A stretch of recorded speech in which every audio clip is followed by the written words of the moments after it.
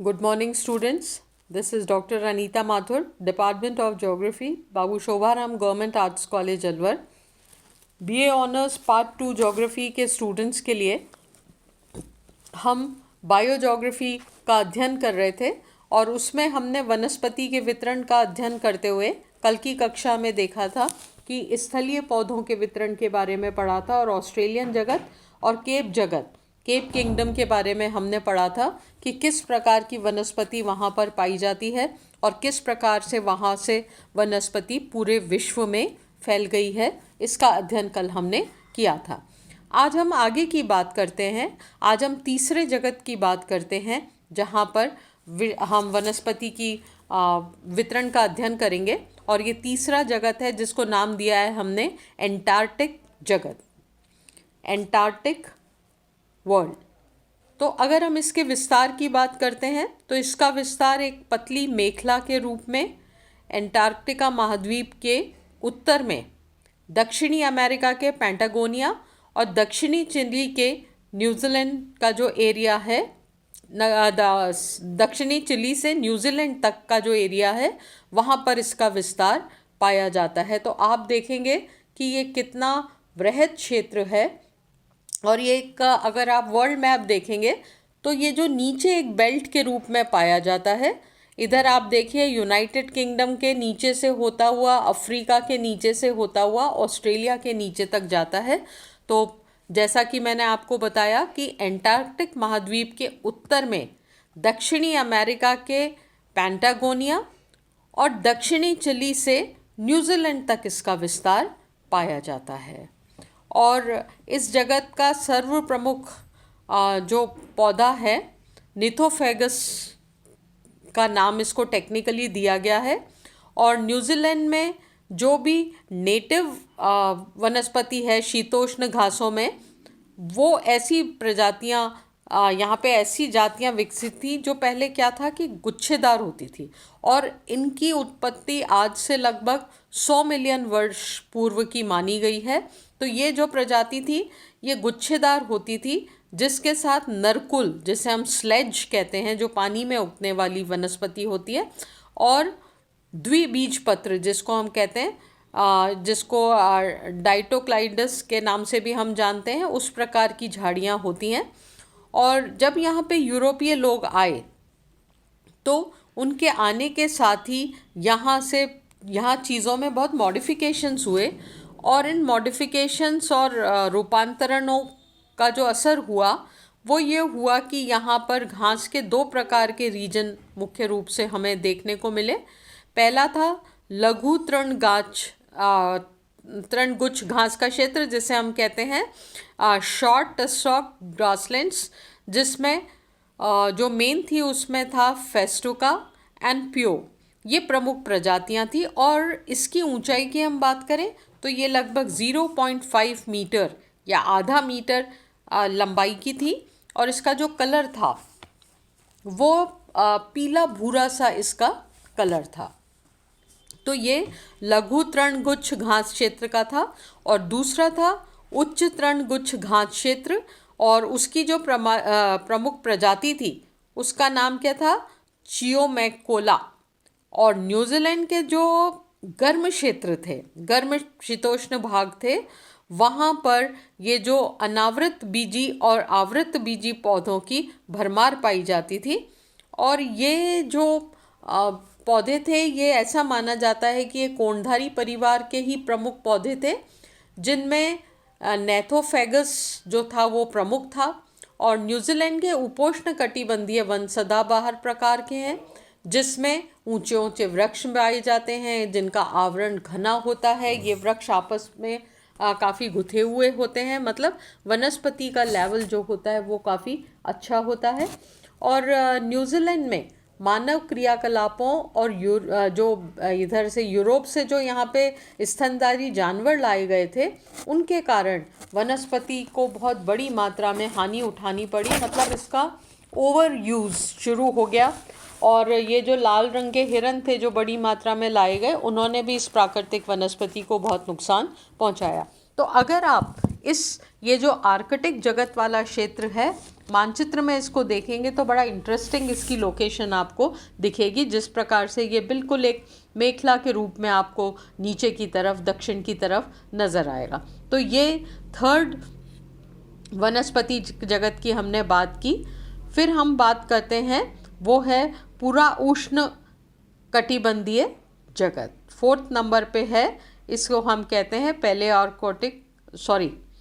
पैलियोट्रॉपिकल kingdom है ये, पूरा उष्ण कटिबंधीय जगत। और इसके अंतर्गत क्षेत्र कौन सा आता है? इसमें अफ्रीका का जो अधिकांश भाग है, अफ्रीका महाद्वीप का अधिकांश भाग इसमें आ जाता है। सिर्फ दक्षिण का बिल्कुल सुदूर दक्षिण के भाग को आप छोड़ दीजिए। दक्षिणी पूर्वी एशिया, दक्षिणी एशिया, दक्षिणी पूर्वी एशिया और चीन का जो मध्यवर्ती भाग सम्मिलित है, वो वाला भाग इसमें आता है। और इस जगत को 3 प्रमुख उप जगतों में भी इसको विभक्त किया है। हमने इसके टुकड़े बांट दिए हैं, जिसमें अफ्रीकी उपजगत है, भारत और मलाया का क्षेत्र है, और तीसरे नंबर पर पेलिनेशियन जगत है।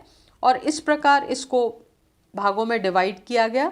कुछ ऐसे पौधे हैं जो सभी प्रदेशों में पाए जाते हैं, और इसकी विशद व्याख्या, इसको बहुत डिटेल में हम पढ़ चुके हैं जब हमने बायोम के बारे में पढ़ा था। आप इस चैप्टर को पढ़ने के पहले बायोम वाले चैप्टर को अच्छे तरीके से कर लीजिए, तभी ये सब चीज़ें आपको अच्छे से समझ आएंगी और हम इसको बहुत अच्छी समझ के साथ इसको पढ़ पाएंगे। फिर हम आते हैं 5वें क्षेत्र पर, जिसको हमने नाम दिया है नियोट्रॉपिकल किंगडम, और हिंदी में हम इसे कहते हैं नवायन वृत्तीय जगत। और इसके अंतर्गत कौन सा क्षेत्र आता है? पैंटागोनिया और दक्षिणी चिली को छोड़कर जो कंप्लीट दक्षिणी अमेरिका का भाग है, वो इसमें सम्मिलित किया जाता है। और इस जगत के जो वनस्पति के जो जीन्स हैं या जेनेरा है, वो काफ़ी अलग टाइप के हैं। जब प्रारंभ में गोंडवाना लैंड के जो सभी सदस्य आपस में संलग्न थे, तो क्रिटेशियस युग में उष्णकटिबंधीय पुष्पी पौधों का विकास गोंडवाना लैंड के अधिकांश भाग में हुआ था। ये हम पहले भी पढ़ चुके हैं जब हम इसके ओरिजिन और डिस्पर्सल के बारे में पढ़ रहे थे। बाद में क्या हुआ, गोंडवाना लैंड का विभाजन हुआ और दक्षिणी अमेरिका पश्चिम की ओर प्रवाहित हो गया, उसका वो ड्रिफ्ट कर गया, और अटलांटिक महासागर के सागर नितल प्रसरण के फलस्वरूप यहाँ की जो विस्तार के कारण गोंडवाना लैंड के अन्य सदस्यों से इसका संबंध विच्छेद हो गया, ये सेपरेट हो गए सारे। और इस कारण दक्षिणी अमेरिका और अफ्रीका में वनस्पतियों का अंतर आ गया। ये जो जुड़े हुए थे, इनमें जो डिफरेंसेस आए, इनमें जो सेपरेशन हुआ, उसका असर क्या हुआ कि यहाँ की वनस्पति में भी पड़ा। उसके बाद हम हमारे छठे पॉइंट की बात करते हैं, जिसको हमने नाम दिया है उत्तरी जगत, या इसको हम कहते हैं बोरेल किंगडम।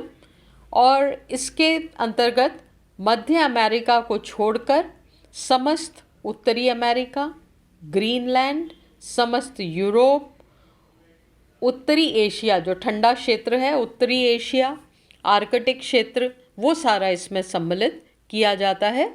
और ये सबसे बड़ा वनस्पति जगत या फ्लोरल किंगडम माना जाता है। अगर विस्तार के आधार पर देखें तो इसका सबसे अधिक विस्तार पाया जाता है, और इसके अंतर्गत कई उपजगत और प्रदेशों का निर्धारण किया गया है, जैसे रूम सागरीय प्रदेश, रॉकी पर्वतीय प्रदेश, अटलांटिक उत्तरी अमेरिकी प्रदेश, आर्कटिक और उप आर्कटिक प्रदेश, यूरोपियन और साइबेरियन क्षेत्र। तो हमने, क्योंकि इसका विस्तार बहुत अधिक है, इसलिए एरिया वाइज उसको इस तरह से बांट दिया गया है।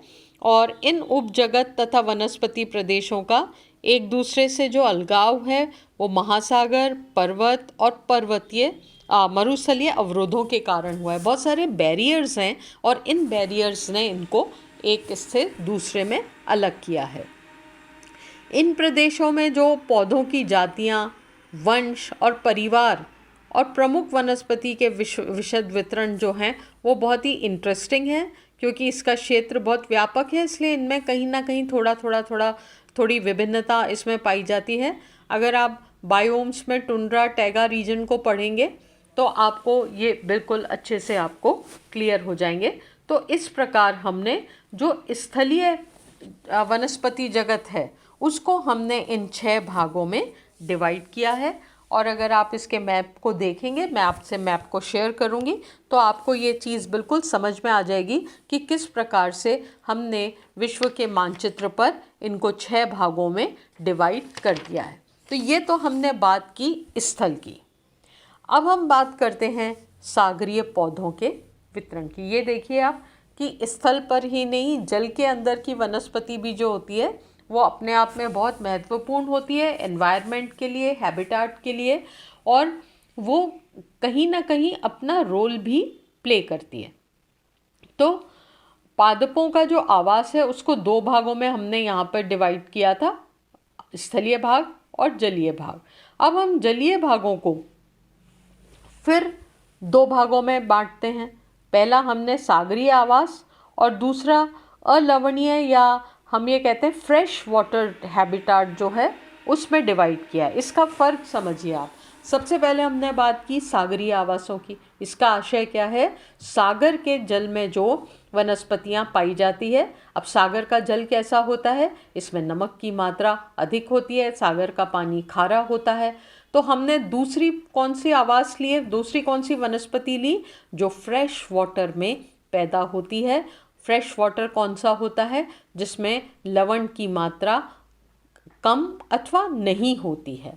तो ये कौन सा होता है? जो नदियों में बहता पानी है, जो तालाब हैं, जो वाटरफॉल्स हैं, वहाँ पर जितना भी ये होता है जल, वो अलवणीय होता है, जिसमें लवण की मात्रा कम होती है। तो हमारी पृथ्वी पर इस प्रकार का भी बड़ी मात्रा में जल का फैलाव है, जहाँ पर सागरीय आवास है जो लवणीय जल है, और जितना भी झील, तालाब और ये सारे जल भंडार हैं ये अलवणीय की श्रेणी में आते हैं। तो ये 2 एक बहुत अच्छी तरह से हमने इसको डिवाइड कर दिया। फिर हम बात करते हैं सागरीय आवासों को। उसको हमने फिर 2 भागों में बांट दिया है। पहला भाग क्या है? पैलेजिक आवास, जिसमें सागर और महासागर के समस्त जल को सम्मिलित करते हैं, है ना। और दूसरा है नितलस्थ आवास, या जिसमें सागर की तली को ही सम्मिलित किया जाता है। तो सागरीय भागों में जो पादपों की, स्थानीय पादपों की तुलना में प्रजातियां कम होती है। जैसे स्थल पर बहुत वैरायटी ऑफ प्लांट्स होती है, अगर हम उससे कंपेयर करें तो यहाँ पर प्रजातियां कम होती हैं।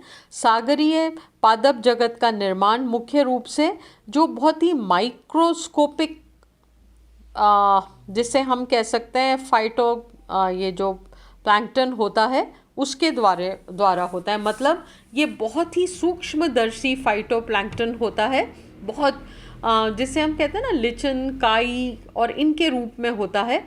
इनका आकार बहुत ज़्यादा बड़ा नहीं होता है, और छिछले भागों की तली में रहने वाला जो शैवाल होता है, जो एल्गी होती है, वो बहुत प्रमुख मानी जाती है, जो कि चट्टानों आदि पर जमी रहती है। सागरीय जो पादप होते हैं उनमें संप्रूपता होती है। इसका कारण क्या होता है कि स्थलीय भागों की तरह इसमें कोई भी बैरियर्स नहीं होते, बहुत ज़्यादा डिफरेंसेस नहीं होते, बहुत अवरोध या बैरियर्स नहीं होते। तो उसका क्या असर होता है कि इसमें बहुत ज़्यादा वेरिएशंस नहीं पाए जाते हैं, और बल्कि यहाँ पर इनमें सागरीय गतियों के कारण पादपों में मुक्त मिश्रण, या हम ये कहते हैं कि फ्री मिक्सिंग यहाँ पर होती है। स्थलीय भागों की तरह तापमान में भी यहाँ पे बहुत ज़्यादा विषमताएं नहीं होती है। क्यों? क्योंकि हम ये पढ़ चुके हैं कि जल का तापमान बहुत जल्दी बदलता नहीं है, बहुत जल्दी गर्म नहीं होता है, बहुत जल्दी ठंडा नहीं होता है। इसीलिए जल में जो तापमान की विषमता होती है वो कंपैरेटिवली या स्थलीय क्षेत्रों की तुलना में कम होती है। सागरीय पादपों में तली में रहने वाले और जल पर तैरने वाले ये जो पादप होते हैं, इनमें सर्वाधिक विषमता पाई जाती है। जो तली की वनस्पति है वो अलग प्रकार की होती है, और कुछ जो फ्लोटिंग प्लांट्स होते हैं वो अलग प्रकार के होते हैं। तो सागरीय पौधों को सागरीय तापमान के आधार पर भी हमने फिर 2 भागों में बांट दिया, गर्म जल वाले पादप और शीतल जल वाले पादप।